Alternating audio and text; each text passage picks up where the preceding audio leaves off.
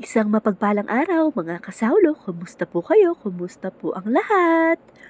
Uumpisan po natin ang video natin na 'to sa giligit. Ayan, ilang beses ko pong inaano 'yan, akala ko wala na tayong gasolina pero nag-loose lang pala siya.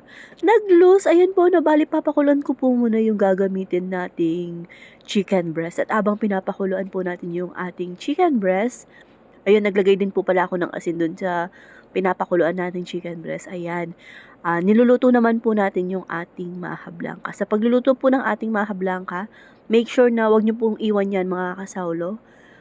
Dapat po halong-halo po yan para hindi po magbuo-buo yung ating maha at para mas makrim po siya.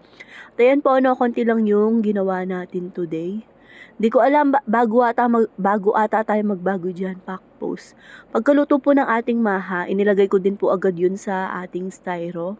At isusunod na natin yung ating latik po. Latik po yung pantatoppings natin sa ating maha. Pwede naman po mag-request kung gusto nyo ng cheese, pero karamihan po ay latik po. At kung wala po tayong available na cheese, majority wins po kasi halos majority po ay gusto ay yung ating latik. Habang pinapalapig po pala natin yung ating maha, ayan, naghihimay na tayo ng ating gulay. Bilis ko pala.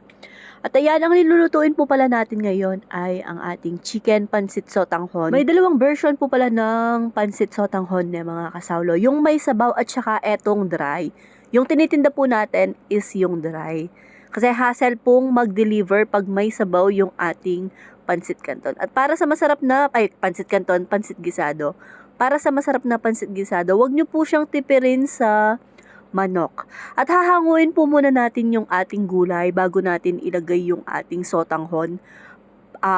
Para hindi naman po mahilaw yung ating gulay or para hindi siya ma-overcook.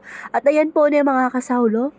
Oo, naalala ko na po, kaya konti lang yung pina-order natin dyan ay para may pambaon lang po tayong papuntang Baguio.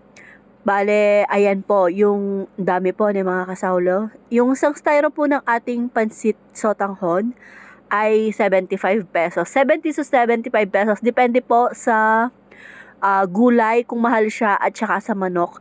Kung naman pong mas mura, 70 siya. At meron din po pala tayong combo. If I'm not mistaken, 19 to 95 pesos po yung combo natin. At ayan, may pambaon na tayo. Magde-deliver lang tayo at may pambaon na tayong papuntang Baguio. God bless us all po. Bye!